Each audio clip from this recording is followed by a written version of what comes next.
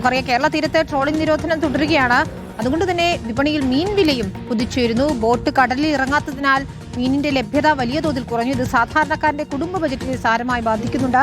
ബോട്ടുകൾക്കും വള്ളങ്ങൾക്കും ഉപയോഗിക്കുന്ന ഡീസലിന്റെയും മണ്ണെണ്ണയുടെയും വില ഉയർന്നതും വലിയ പ്രതിസന്ധിയാണ്. തിരുവനന്തപുരം പാളയം മാർക്കറ്റിലും മീനിന്റെ ലഭ്യതയിൽ വലിയ കുറവുണ്ടായിരിക്കുന്നത്. സാന്ത്വന സജു ആണ് ചേരുന്നത്. സാന്ത്വന, അപ്പോൾ മീനിന്റെ വിലയും കുതിക്കുകയാണ്, ഒന്നും രക്ഷയില്ല എന്ന അവസ്ഥയാണല്ലേ?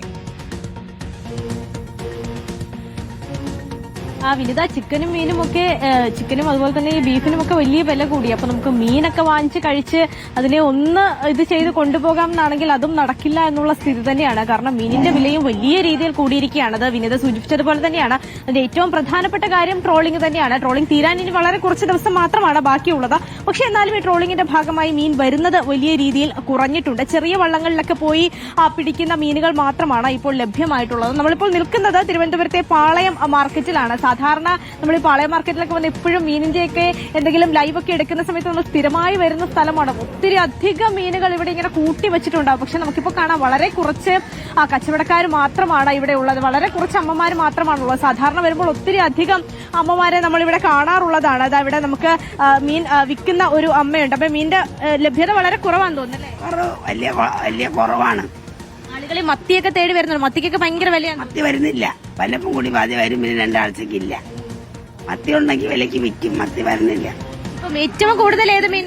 പൊളിയാള നെത്തോലിയാണ് കൂടുതലും ഉള്ളത്. കിളിമീനുണ്ടെന്ന് തോന്നുന്നല്ലേ? കിളിമീനും ഉണ്ട്. എത്രയാണ് നമുക്ക് കൂടുതൽ റേറ്റ് വരുന്നത്? 100, 350 ഇങ്ങനെയാണ് ഒരു കിലോയ്ക്കല്ലേ? കിലോയ്ക്ക് പൊളിയാള 100 വെച്ച് കിട്ടും. കിലോ തോനെ കിട്ടും പൊളിയാള. മീൻ വാങ്ങാൻ വന്നതാണോ? ആണോ, മീൻ വാങ്ങാൻ വന്നതാണ്. മീൻ വന്ന് കണ്ടിട്ട് ഇവിടെ മീൻ ഇല്ല. സത്യം പറഞ്ഞാൽ ഇപ്പോ ഡീസൽ വില എന്തോ ആയതെന്ന് അറിയത്തില്ല. പക്ഷെ മീനില്ല ഇവിടെ. പിന്നെ ഉള്ളത് ഇതന്നെ റൊട്ടേറ്റ് ആയി വരുക. ഇപ്പൊ തൂത്തുക്കുടിയിൽ നിന്ന് വരുവാണോ എന്നൊരു സംശയമുണ്ട്. അമോണിയായിട്ട് സാധനം വരുമോ എന്നൊരു സംശയമുണ്ട്. പിന്നെ രാവിലെ വെളുപ്പാങ്കാലത്ത് വന്നു കഴിഞ്ഞാൽ ചിലപ്പോൾ ഇവിടെ സാധനം കിട്ടാനുള്ള വകുപ്പുണ്ട്. പക്ഷെ ഇവിടെ ആര് വെളുപ്പാങ്കാലത്ത് വരുന്നുണ്ട്? നെയ്മീനൊക്കെ 1000 കടന്നു തോന്നല്ലേ വില? 1300 രൂപയായി. 1300, 1400, 1500 ഉണ്ട്. ഈ കടലിൽ പോകുന്ന ബോട്ടുകൾക്ക് എണ്ണ അടിക്കുന്നതും ഭയങ്കര നഷ്ടത്തിലാന്ന് തോന്നല്ലേ ഇപ്പൊ? കാരണം വലിയ അതിനും ഭയങ്കര വില കൂടിയിട്ടുണ്ട്. ഒരു 2000 ബോർഡ് പോയാ ഇപ്പം പോണത് 200 ബോർഡ് പോലും തേച്ച് പോണതില്ല. നട്ടമർക്ക് നിങ്ങൾ ഈ പിന്നെ ഹാർബറിൽ പോയി മീൻ എടുക്കുമ്പോൾ നിങ്ങൾക്കും വില കൂടുതലാണ്? വില കൂടുതൽ. ഒരുപാട് ജനങ്ങൾ അവിടെ ശരിയാണ് മീനിന്. കറിക്കാരവരും കച്ചവടക്കാരും വരുത്തരും എല്ലാരും ഭയങ്കര തള്ളുമ്പോ വില കൂടും.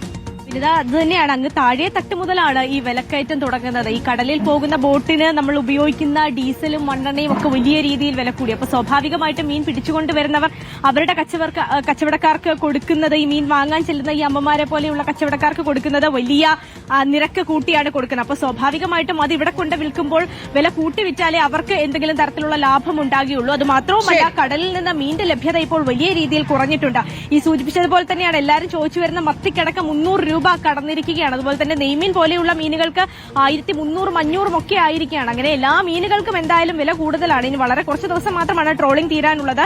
ട്രോളിംഗ് തീർന്നു കഴിഞ്ഞാൽ ഇതിൽ ചെറിയൊരു മാറ്റം വരുമെന്നൊരു പ്രതീക്ഷ തന്നെയാണ് വിനിത എന്തായാലും എല്ലാവർക്കും നിലവിൽ ഇപ്പോൾ ഉള്ളത്. ശരി, അപ്പോൾ ഇറച്ചിക്ക് വില കൂടുതലാണ്, മീനിന് വില കൂടുതലാണ്, പച്ചക്കറിക്ക് ഇപ്പോൾ ബാലൻസ് ചെയ്തിരിക്കുന്ന അവസ്ഥയാണെങ്കിലും ഒരു ഭാഗത്ത് വില കൂടിക്കൊണ്ടിരിക്കുന്നുണ്ട്, അരി വില കൂടിയിരിക്കുന്നു.